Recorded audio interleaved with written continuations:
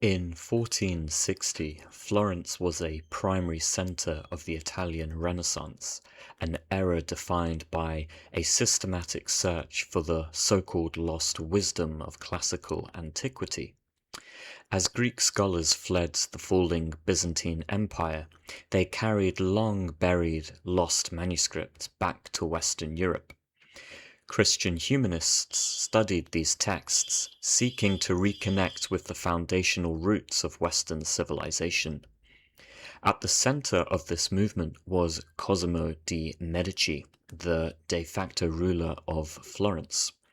Cosimo had established the Florentine Academy and hired the brilliant young scholar Marsilio Ficino to translate the complete works of Plato into Latin for the first time in the West. The philosopher Alfred North Whitehead, of course, famously remarked, not inaccurately, that the safest summary of Western philosophy is that it consists of a series of footnotes to Plato. Yet, as Cosimo de' Medici approached the end of his life, a monk arrived from Macedonia bearing a newly recovered Greek manuscript containing treatises attributed to a legendary figure, Hermes Trismegistus, or Hermes Thrice Great One. Upon receiving it, Cosimo gave Ficino a direct instruction: set Plato aside and translate Hermes first. Renaissance scholars held this remarkable preference because they believed Hermes Trismegistus was an ancient Egyptian priest-king who lived during the era of Moses. He was regarded as the fountainhead of the Prisca Theologia, the single primordial divine wisdom from which Moses, Pythagoras, and Plato had drawn. However, it is necessary to distinguish the specific text brought to Florence from the broader history of Hermetic literature. The manuscript delivered to Ficino was the Corpus Hermeticum, a collection of Greek philosophical treatises. Other Hermetic works had remained accessible in Western Europe throughout the Middle Ages. Most notably, a Latin translation of the Asclepius was never lost. It was widely read in medieval monasteries and famously critiqued by St. Augustine in the City of God. Thus, while specific philosophical treatises vanished and re-emerged, Hermetic ideas maintained a continuous, subtle presence in European thought. The Renaissance narrative regarding the antiquity of Hermes, however, was fundamentally challenged in 1614. The scholar Isaac Casaubon applied rigorous philological analysis to the Greek text of the Corpus Hermeticum. He demonstrated that these texts were not written in ancient Egypt by a contemporary of Moses, but were composed much later, between the 2nd and 3rd centuries AD, in Roman Alexandria. In other words, the Hermetic texts belonged to late antiquity. Following Casaubon's findings, the Hermetic tradition lost its central standing in European intellectual history. For centuries, it was largely overlooked and marginalized in accounts of Western philosophy. Mainstream academia frequently dismissed Hermeticism as something of an anachronism, if not an embarrassment. But in the 20th century, the historian Francis Yates famously argued that the Hermetic worldview was in fact a primary catalyst for the scientific revolution, inspiring thinkers to view humanity as capable of understanding and operating upon nature. While modern scholars have since revised Yates's interpretation, noting that the rise of empirical science relied on mathematical and mechanical models distinct from Hermetic cosmology, Hermeticism is nonetheless recognized as a significant force in Western intellectual history. It's seen as deeply influencing Renaissance art, early modern philosophy, Rosicrucianism, alchemy, and the wider evolution of esoteric thought. Welcome back to Mind Has Mountains, a podcast exploring religion, philosophy, and the esoteric. In today's video, I will be introducing you to the strange and wonderful philosophy of Hermeticism. Now, the field of Hermeticism and that of Western esotericism more generally, of which more shortly, is truly vast. And one of the challenges of today's video was trying to compress it into a single presentation. I think part of the reason why Western esotericism is so vast, and this includes Hermeticism, is due to its syncretic nature. When I say syncretic, I mean coming from a number of different sources. To truly appreciate and understand Hermeticism, for example, one really needs a proper understanding of, on the one hand, Greek philosophy, ancient Egyptian religion, and the historical context of the Renaissance, any one of which could be a video in its own right. And so to avoid this video becoming too long, I've tried to keep it at the introductory level, but I'm planning to hopefully in future make videos on specific topics, for example, Hermeticism and the problem of evil, in greater detail. Now, for the purposes of today's presentation, I've decided to represent Hermeticism through this image that you see before you, known as the Flammarion Engraving. This woodcut engraving by an unknown artist, possibly Flammarion, but we can't be sure, was for a long time considered to date back to Renaissance or medieval times, but more recently it has been dated to the 19th century. I'm not an expert on the history of art, so I can't really comment further on that. Although the Flammarion engraving, as far as we're aware, was not originally intended as a specifically Hermetic image, it lends itself remarkably well to a Hermetic interpretation. And I think just spending some time interpreting this image before we look at Hermeticism proper will actually tell us quite a bit about Hermetic philosophy. Because from a Hermetic standpoint, the figure you see before you can be understood as the initiate or the awakened human intellect who passes beyond the apparent boundary of the visible cosmos and discovers the deeper spiritual order underlying it. The veil or firmament represents the distinction between the manifest and the hidden, while what lies beyond it suggests the intelligible divine principles that structure the material world. The traveller's act of looking beyond appearances therefore symbolizes Gnosis, not merely acquiring information, but undergoing a genuine transformation in perception through which the deeper unity and intelligibility of reality is revealed. At the same time, the human figure can represent the microcosm encountering the macrocosm. Humanity, as a miniature reflection of the cosmos, possesses the capacity to penetrate its outward appearances and apprehend the divine order within them. In this sense, the engraving can be read as a powerful visual metaphor for the Hermetic journey from ignorance to revelation, from the visible to the invisible, and from ordinary perception to awakened knowledge of the cosmos and its divine source. Now, to understand Hermeticism accurately, one must distinguish between two distinct streams of literature attributed to the legendary figure Hermes Trismegistus. On the one hand, we have what can be called the technical or practical Hermetica. This was a vast body of practical texts dealing with astrology, alchemy, medicine, and talismans. This stream includes famous works such as the Emerald Tablet. Transmitted through Arabic translations into Latin during the High Middle Ages, centuries before Ficino, the technical Hermetica formed the basis for medieval alchemy and practical magic, shaping the popular association of Hermeticism with laboratory alchemy and the famous maxim, as above, so below, which has since become so popular in New Age circles. And on the other hand, we have the philosophical Hermetica, a body of contemplative theological treatises concerned with Gnosis, cosmology, and the nature of God. This stream comprises the various treatises of the Corpus Hermeticum and the Latin Asclepius. In today's presentation, partly in the interest of time, we're going to be focusing particularly on the Corpus Hermeticum, which I recently finished rereading.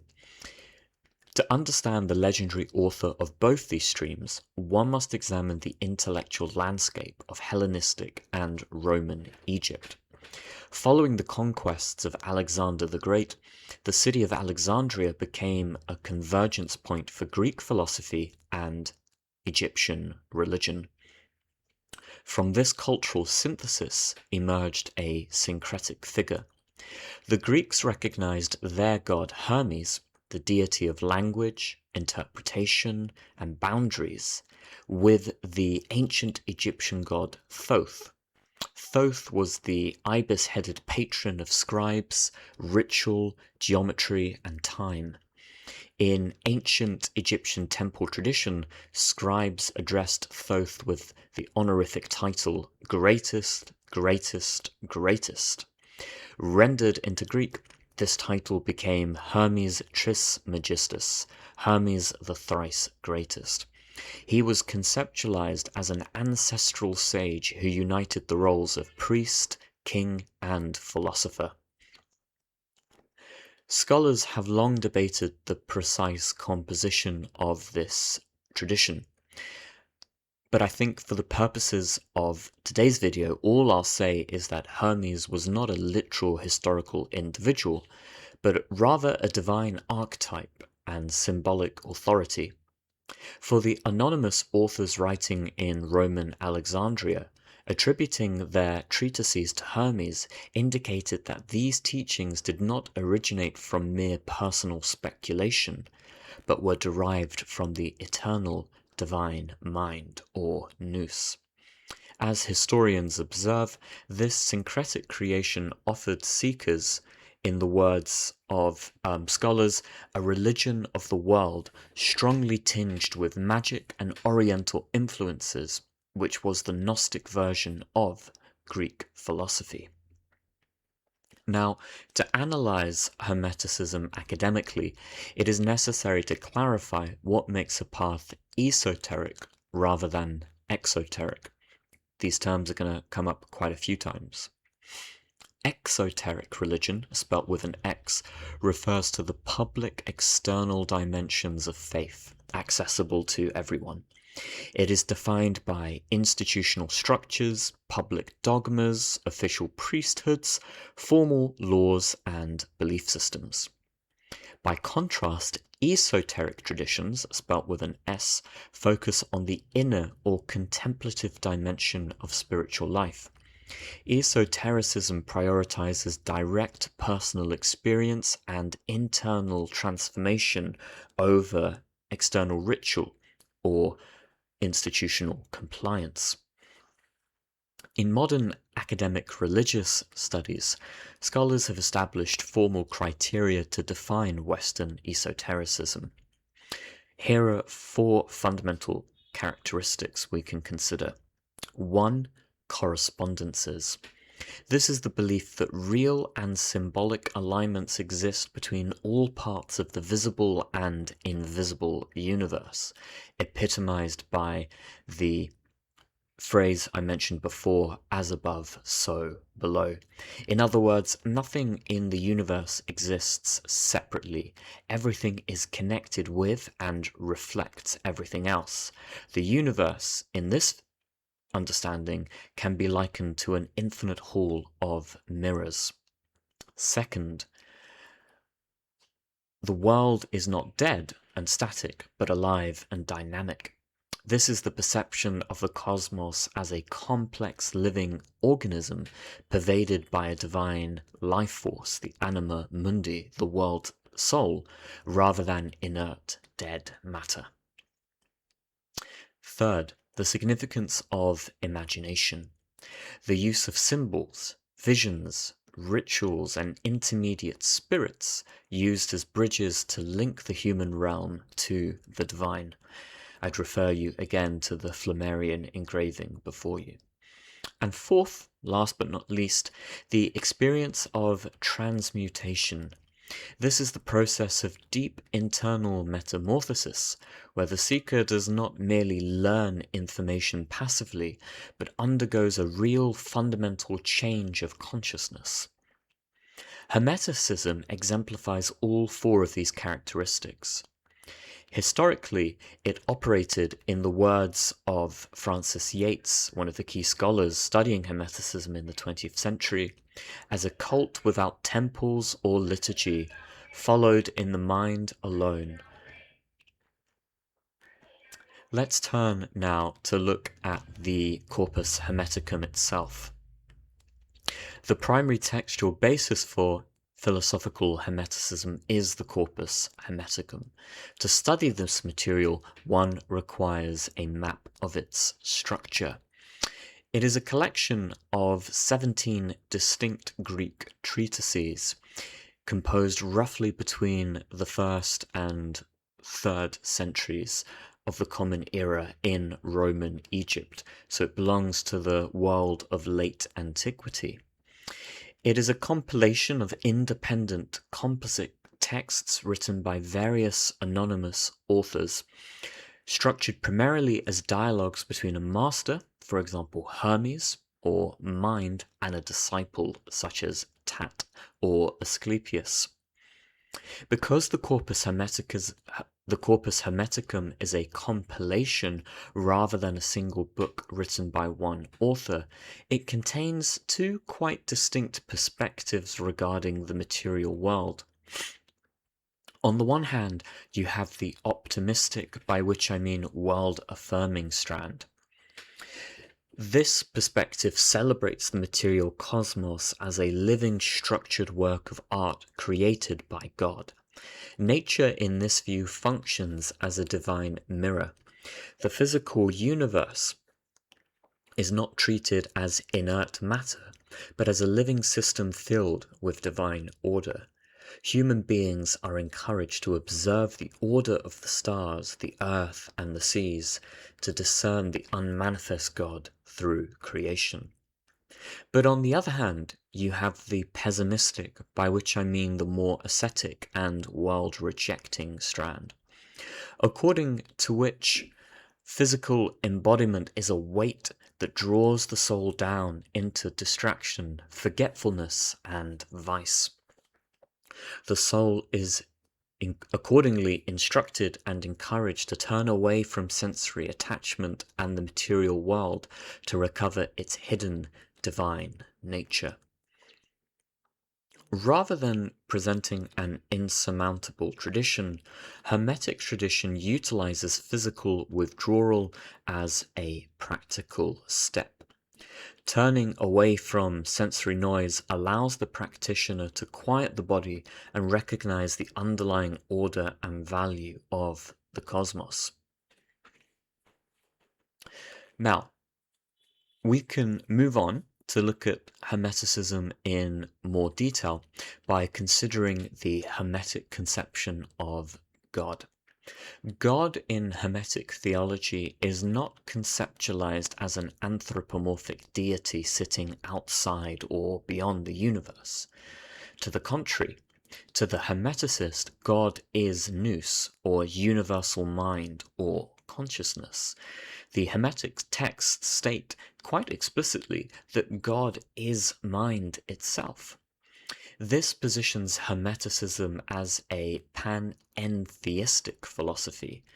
God is both the unmanifest source of reality and its manifest expression.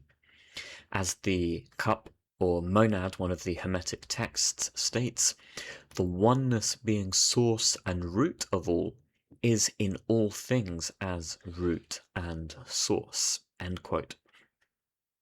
This framework shares conceptual parallels with certain non-dual Eastern philosophies, which I've explored elsewhere on my channel, such as Kashmir Shaivism or Advaita Vedanta.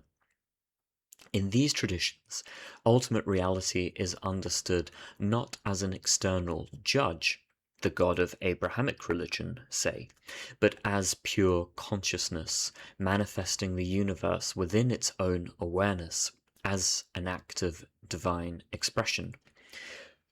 Put poetically, according to this view, the world is in some sense a dream or an idea within the mind of God.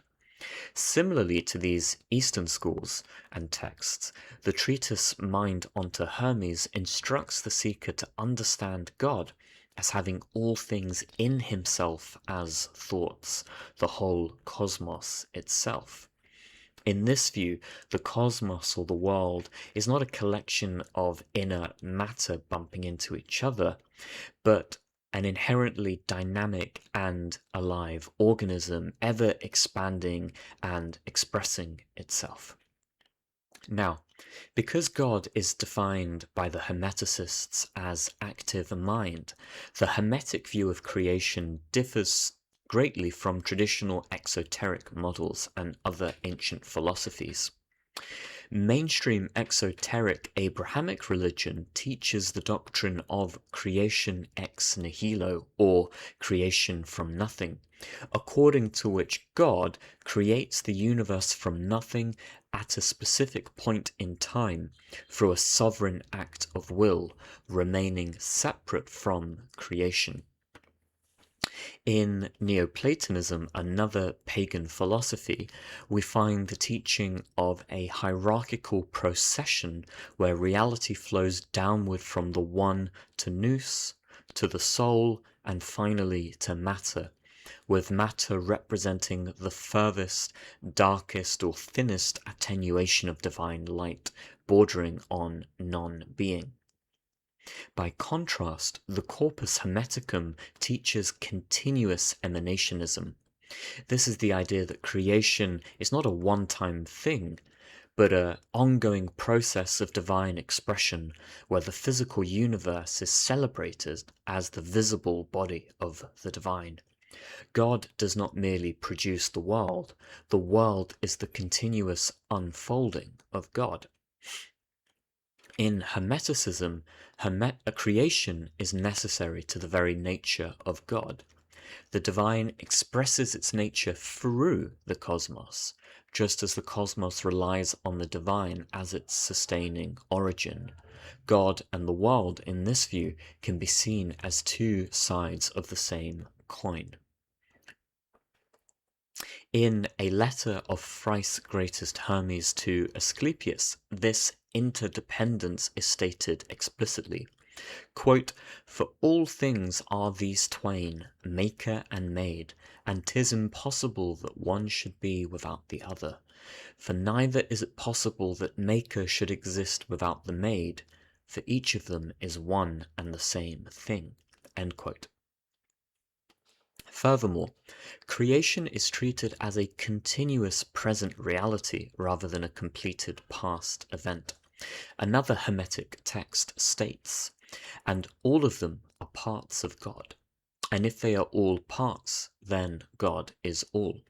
Thus, making all, he makes himself, nor ever can he cease his making, for he himself is ceaseless." End quote. Now, these are quite tall and grand claims about the nature of reality.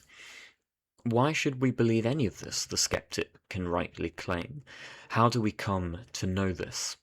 Well, in this section, we're going to look at different ways of understanding human inquiry, and we're going to look at it in three different ways. On the one hand, we have discursive philosophy, designated by the Greek term episteme. This refers to rational debate, logic, and empirical observation, whose objective is intellectual clarity and logical proof. The idea being that if we just think and reason hard enough, we'll eventually arrive at an objective understanding of the nature of the world. The classic presentation of this, of course, is in Greek philosophy, which was built on this very idea. Another mode of knowing is exoteric religion. which operates through faith in scripture, doctrine, and institutional authority.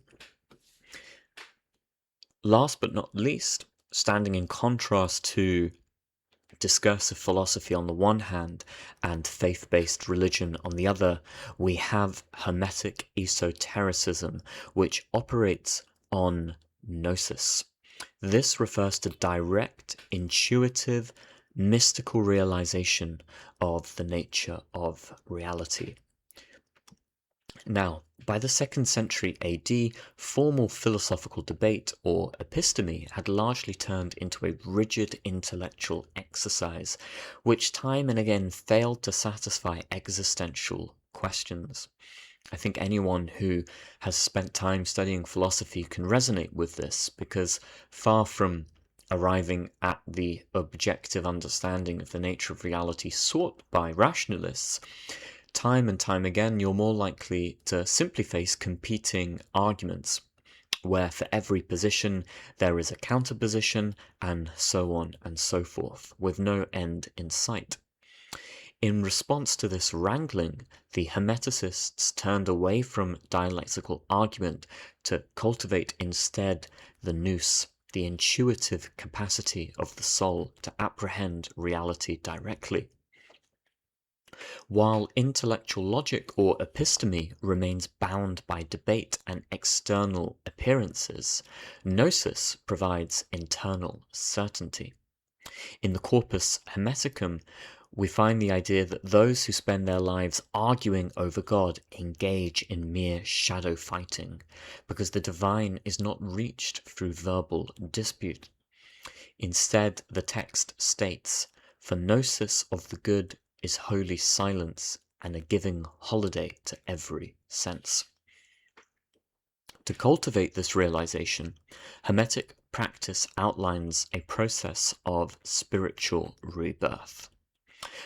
This involves overcoming the 12 tormentors, whereby the unregenerate human mind is, or rather overcomes, its control by the vices, including ignorance, grief, intemperance, lust, injustice, and deceit. Furthermore, through deep quiet and divine mercy, 10 divine powers, such as knowledge, joy, and truth, enter the seeker, driving out the 12 tormentors. And finally, we have the birth of the divine self. Reborn through this internal transformation, the initiate experiences the expansion of consciousness, stepping outside the boundaries of the body. This state of expansive awareness is detailed in the text known as Mind onto Hermes. I'm going to quote it in full because I think it's a remarkable text, and it's personally one of my favorite pieces of Hermetic literature. "Make then thyself to grow to the same stature as the greatness which transcends all measure. Leap forth from every body, transcend all time, become eternity, and thus shalt thou know God. Conceiving nothing is impossible unto thyself, think thyself deathless and able to know all arts, all sciences, the way of every life. Become more lofty than all height, and lower than all depth. Collect into thyself all senses of all creatures. Think that thou art at the same time in every place, in earth, in sea, in sky, not yet begotten, in the womb, young, old, and dead, in after-death conditions. And if thou knowest all these things at once, thou canst know God." End quote. This remarkable state of awareness is also expressed in the secret Sermon on the Mountain. "In heaven am I, in earth, in water, air. I am in animals, in plants. I am in the womb, before the womb, after the womb. I am everywhere." End quote. I think such texts resonate remarkably with the psychedelic experience, and perhaps a future presentation could look at the links between the Hermetic worldview and the experience that many people around the world have reported on psychedelic substances. Now, because Hermeticism shares the term Gnosis with Gnosticism, another pagan philosophy, the two systems are sometimes conflated. However, their assessments of the material universe differ fundamentally. Gnosticism generally adopted an anti-cosmic orientation, viewing the physical universe as a flawed construction created by an inferior god or demiurge from which the soul must escape. By contrast, Hermeticism generally maintained a more world-affirming framework, viewing the universe as a divine image characterized by order and life. Hermetic practitioners seek to realize their divine nature within the cosmos rather than trying to escape it. In Poemandris, the opening text of the Corpus Hermeticum, for example, the initial vision reveals reality transformed into sweet, joyous life, and nature is described as an image of the divine. However, if the universe is truly divine and ordered, how does Hermeticism address the presence of evil? Now, I think that this is such a big and important question, and indeed a veritable challenge to the Hermetic worldview, that really it deserves an entire video to itself, and I hope to make one at some point in the near future. So for now, I'm just going to share a few thoughts. From what I understand, Hermeticism does not attribute evil to an opposing deity or inherently corrupt matter, as the Gnostic philosophy does. Rather, evil is understood as a human condition resulting from ignorance, sensory preoccupation, and spiritual forgetfulness. In the Corpus Hermeticum, the text explains that as the physical body develops, it can draw the soul's attention entirely into material concerns, leading the soul to forget its origin in the good. This forgetfulness leads to vice. Moral error is thus treated as an internal deficiency, a lack of piety and awareness. Additionally, physical decay and death are viewed not as cosmic evils, but as standard natural processes. As the Corpus Hermeticum states, now dissolution is not death, but dissolution of a compound. It is dissolved not so that it may be destroyed, but that it may become renewed. In other words, despite appearances, nothing is truly born and nothing truly dies. Instead, we have the unending process of transformation without beginning or end. I would also repeat the earlier idea of the world to the Hermeticist as in some sense a dream or an idea. In other words, evil and suffering never truly affect your true spiritual self. We suffer and experience evil to the extent that we ignorantly identify with the physical body and its changing moods and perceptions. By contrast to the Hermeticist, to the extent to which we identify with the spiritual reality underlying the world, to that extent we rise above evil and suffering. But as I said, I hope to commit a future video to the problem of evil and the Hermetic response. Let's close by addressing the question of why Hermeticism matters today.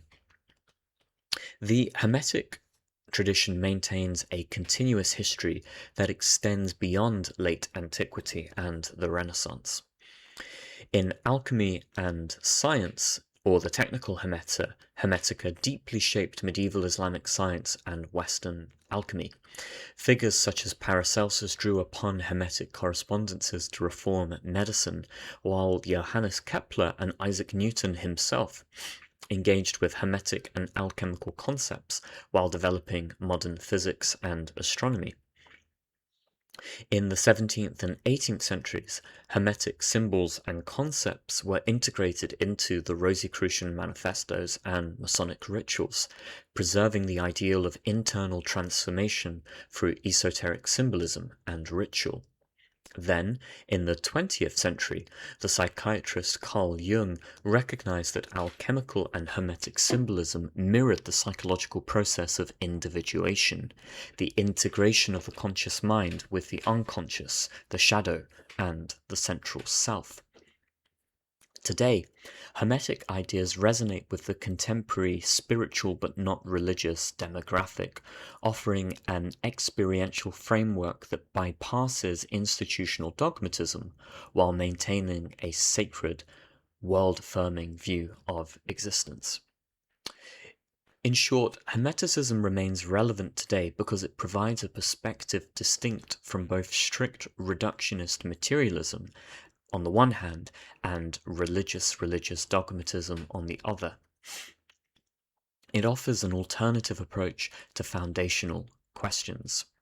With a world-affirming cosmology, it encourages reverence for the natural world, viewing nature as an ordered expression of consciousness. The relevance of this life-affirming and world-affirming view to the contemporary environmental crisis needs hardly overstating. With its experiential approach, it prioritizes direct personal experience or gnosis over dialectical debate or external institutional dogma, which seems to generate more confusion and doubt than it does truth and certainty. Last but not least, the Hermetic worldview offers an expanded view of human potential. It proposes that human consciousness is not an aberration or an accident floating on a rock through empty space, but is veritably connected to the universal mind or cosmic consciousness, capable of transcending ordinary sensory boundaries, depicted, as I said at the beginning, so brilliantly in this image of the Flammarion Engraving. In short, through quiet contemplation and observation of nature, Hermeticism presents an enduring invitation to quiet the senses, to study the world around us, and thereby recognize the mind's eternal connection to our true source and home, the ultimate light or cosmic mind. Thank you for listening. If you enjoyed this video, don't forget to like and subscribe, and leave your thoughts in the comments section below. What do you make of the Hermetic worldview? How persuasive do you find this interpretation of reality? And what would you like to see in future videos? Until next time.